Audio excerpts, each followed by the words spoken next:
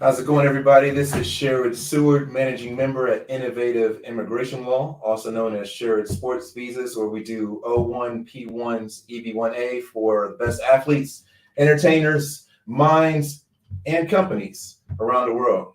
And right now we have a power hitter, one of the best, well, actually the best agents in MMA and now the NFL as well. And the agent of David Njoku. He locked him up for us. Let's go. Pro Bowl. Malki Kawa. Let's bring him in. What's up, buddy? How you doing? Pro Bowl. I'm doing great. I forgot all about that. Yeah. He had a hell of a year this year, didn't he? He sure did. Turns out all we had to do was throw him the ball. You know? Amazing how that works, isn't it? Right. And especially like in motion, I think he does really well when he gets it. We can act like they're running the short routes and turning around and giving it to him. And it's like, well, you know, he weighs 260 pounds. He's not like a little guy that can shift like he's, Tyreek Hill. So I think we got him moving in motion, which helped his yak. And boy, we needed that. It really did. No, they had a really good year this year. Hopefully next year they can do, they can build on that and do better. You know what I mean? So right. So I'm gonna set it up for the people that don't know, because I'm gonna put this on the LinkedIn where they have a lot of like techies out there. They might not know about sports as much, but Malki came up in the real estate game, and then he got into mixed martial arts management, where he's Nope. I actually came up in the real estate game and became a football agent first. Everybody always says I'm an MMA agent, and that became football, and that's not true. I actually got certified in 2005 in the NFL. And started working in MMA in 2008. It's just that the clients I represented in MMA were really, really big clients, multiple champions. So everybody looked at it like it was an MMA agency and not the truth, which is a multi-sport, faceted agency. But, it's all good. But I think that's nuanced because, dealing with the CBA and the nuances in football, I imagine there's a lot more moving components and just a lot of people to deal with and rules than there were in MMA. So do you think by dealing with football first, it helped you think outside the box of everybody else when you came into doing MMA? Yeah, because MMA was very much the wild, wild west, and the NFL having a union makes it very, very structured. So just from the perspective of an agent, I'm the first one to come in there with a contract that was open-ended to where you could terminate at any time. A lot of guys were locked into these contracts that had them signed to guys for 5 and 10 years.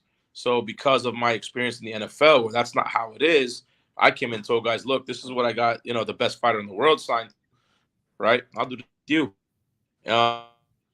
First, because NFL players on, I'd come to the best in the MMA and just say, hey, this is what these guys got. Basketball, MMA, baseball, it's all the same. You can fire me anytime you want, but you still have to pay me for what I do. So if I do your contract, you got to pay me. And guys love that because if they didn't want to be with us for whatever reason, they can get up and go.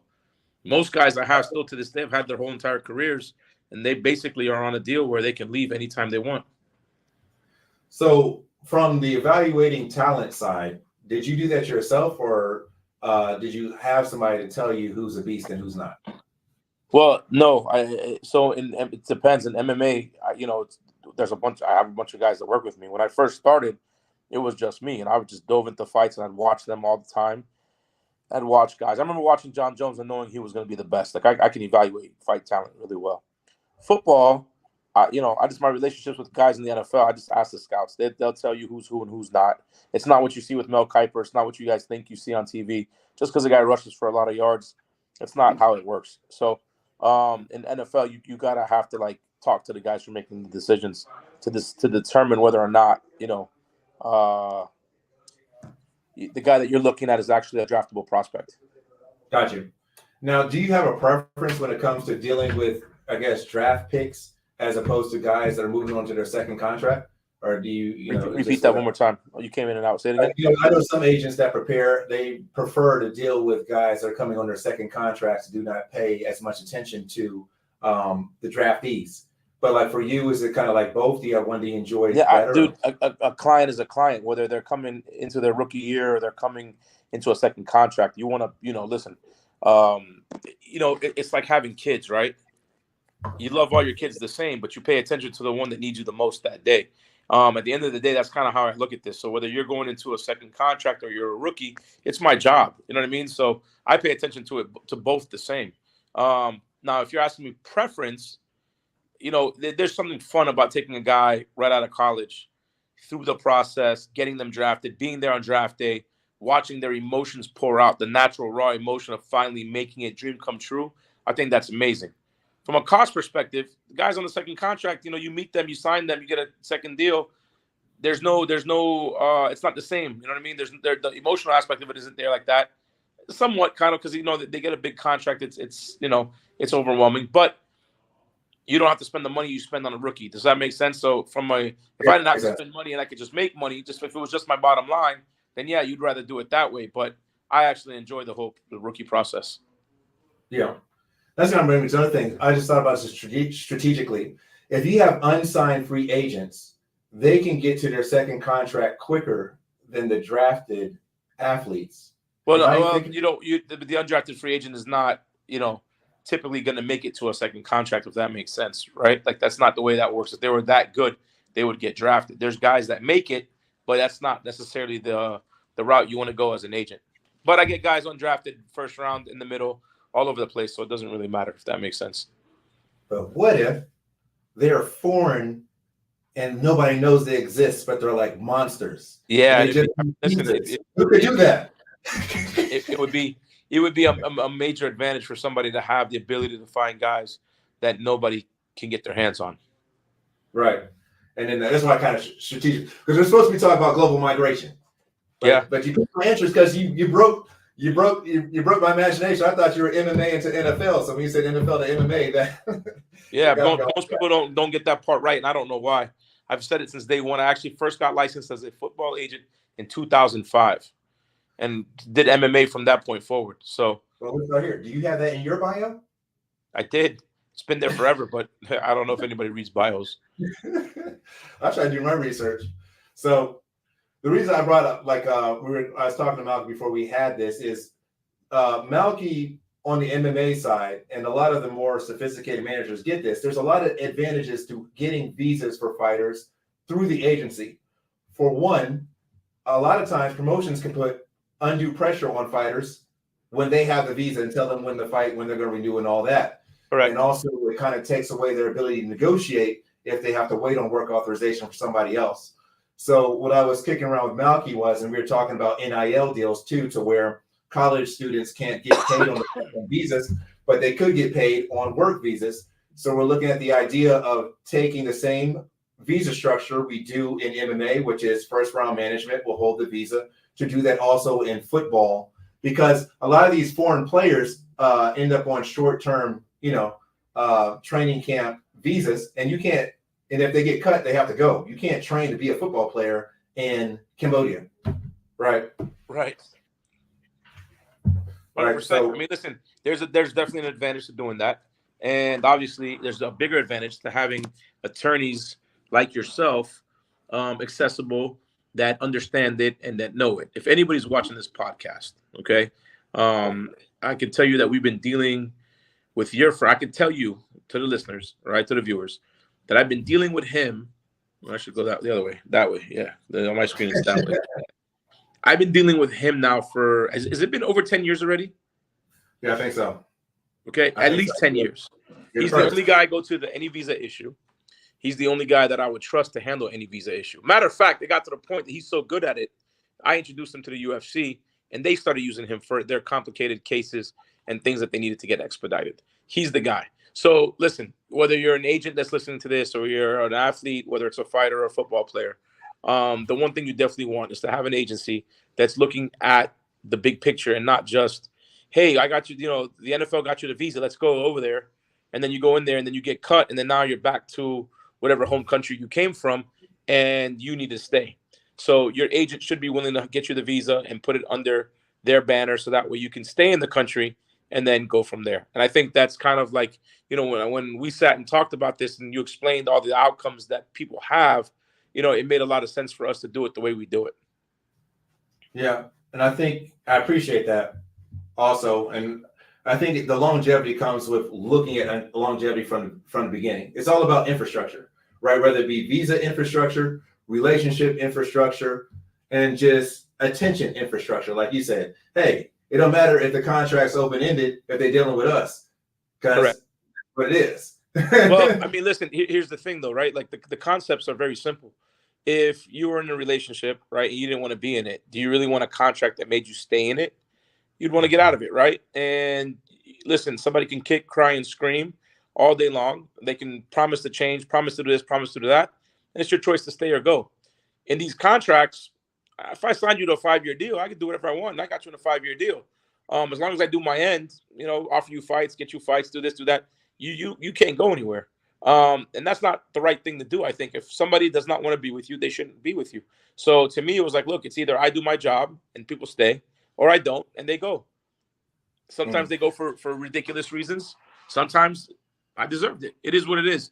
But that's kind of the reality of the life. I think this is the way it's supposed to be done, in my opinion. I could be wrong, but for me, I've had a very successful business doing it that same way. I know all the big sports do it that way. Boxing and MMA are the only ones where the contracts are long, and you know what I mean. You're owned by the agency or the promoter or whatever it be. And I'm just not. I don't agree with that. Yeah. I mean, I can relate. I remember. I mean, I can talk about it now, but I'm from Ohio, and I went to law school in Cleveland, where I got introduced to MMA through NAAFS, which was had a certain promoter that ended up managing Stipe Miocic and Cody Garbrandt for a little bit and stuff like that. And then I remember Stipe got a contract. He fought a couple times, and the next thing I know, I'm getting told he has an 8-fight contract, and I'm just like, he has a what? Right. Yeah, but those were standard. Those were standard in the UFC at that time, though. Especially if you were looking for angling for more money or something to that effect, you ended up getting stuff like that. You know what I mean? It's just Yeah. But the one thing about the UFC, though, I got to give them a lot of credit. An 8-fight contract never always ended up being 8 fights. We with John's deals, we had 8 and 10-fight contracts, and they would get redone 3 fights in, 2 fights in, 4 fights in. It just depended on where we were at money wise, and who we were fighting, and what the deals were going to be or what they looked like. And it always worked out. I always, had tough negotiations with the UFC, but I always felt like they treated us in a certain way that was fair in a lot of ways. And it really, you could say it's unfair, and maybe in some cases it might have been, but it was always really left. Just being on its face, being locked in for that amount of, because I mean, 8 fights is. Yeah, but you got to understand too, Sherrod, like a lot of boxers, when you look at the boxing model, they get these fights and they get built up, right? 15, 16, 17 wins, and then they go fight somebody for real. The reality of it is that if you really believe that you're that good, right, and you think that you can promote yourself, why even sign to the UFC? You get where I'm coming from? Like, you look at it on the other side of the thing, they're the ones with the platform, they're the ones with the outlay, they're the ones who are promoting the fight. Now, I'm not championing for them. I'm not sitting here saying that they're right and fighters are wrong, because I'm never going to say that. But the reality of it is you need 2 parts for this thing to work. You need the fighters more than anything, and you need the promotion with the platform. And they built this business from scratch. And a guy who's 5-2, 6-1, 7-3 can still go on and be a multimillionaire in MMA. I don't know many boxers who are not on the field getting title shots. I don't know many boxers who aren't 20-something and 0, 19-1, 23-2, something to that effect, that are getting title shots, right? In MMA, you can be 7-0 and get a title shot. You can be 13-6 and get a title shot. You can still make pay-per-view and make money. So is the model perfect? No. Is it better than boxing? In some cases, yes. Some cases, no. But, I'm just telling you that an 8-fight contract, for me, signified that in 3-4 fights we'd get it done. And we always did. You get where I'm coming from now. If it's the idea of not going to free agency, the reality of it is, bro, a lot of guys, there wasn't a lot of options back then. You know what I mean? If you were making $3-4 million in the UFC, Bellator wasn't offering that.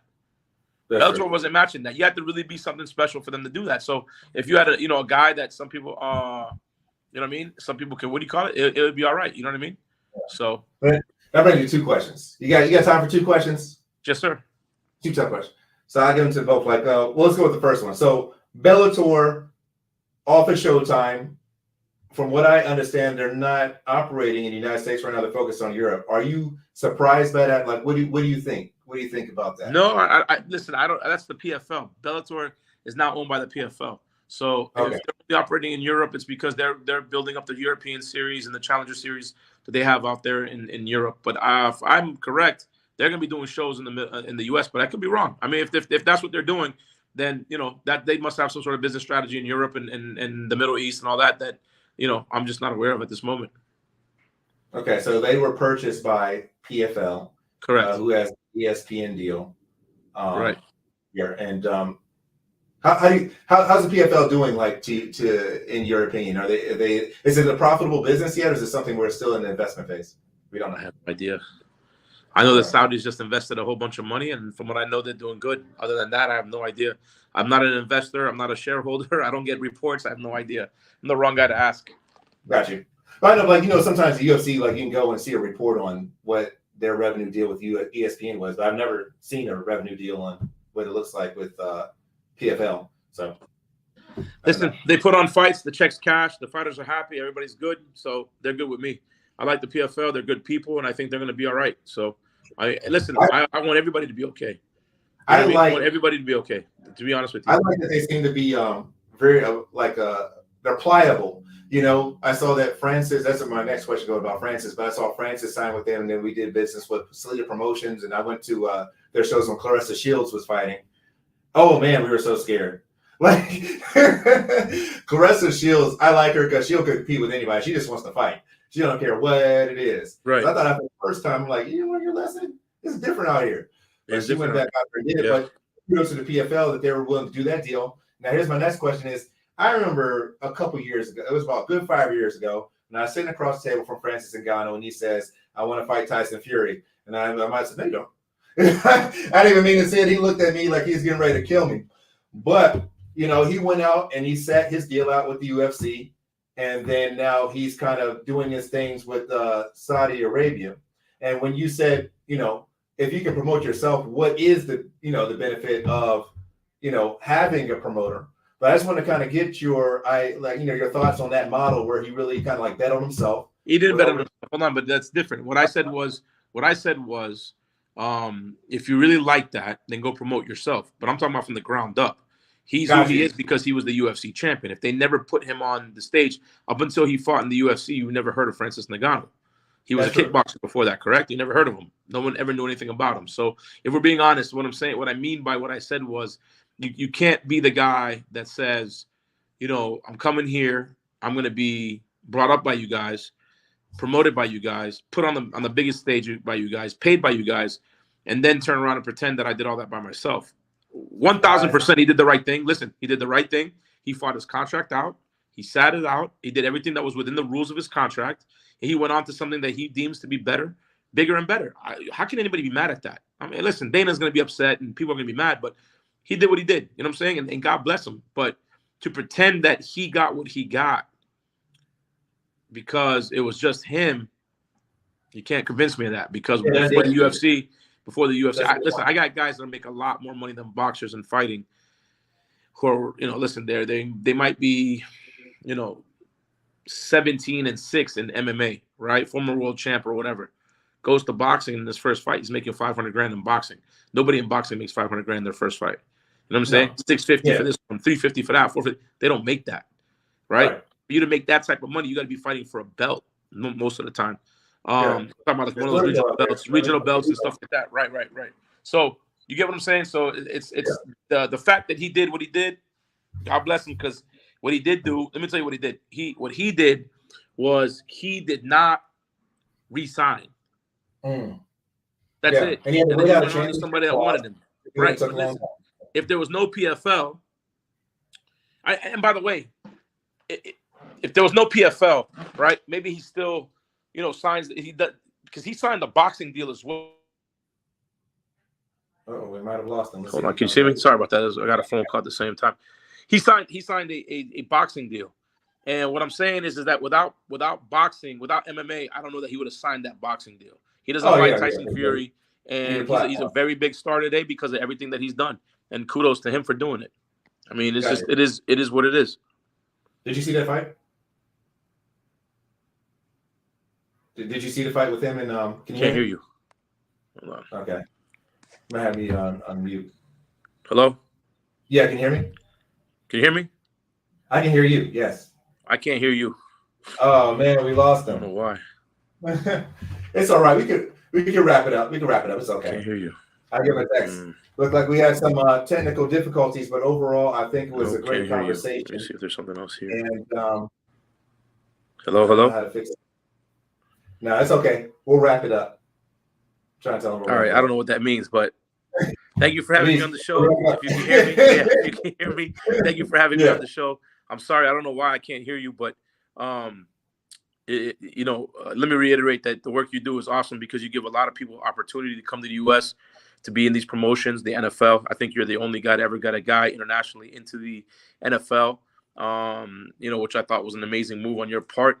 And if anybody's watching this podcast, I can tell you guys hundreds and hundreds of athletes his firm has handled and done a phenomenal job. There's been very few rejections, very few, unless there was some sort of ban coming from overseas or the State Department said, hey, no XYZ. They're really, and even then, he still got a lot of stuff done that others couldn't do. So he's the man. I just wanted to tell you that. Can't hear you. I don't know if the listeners can, but I'm off on that note. Take care, my bro. God bless you. And if there's anything you guys need, let me know. Thank you. Let's get it.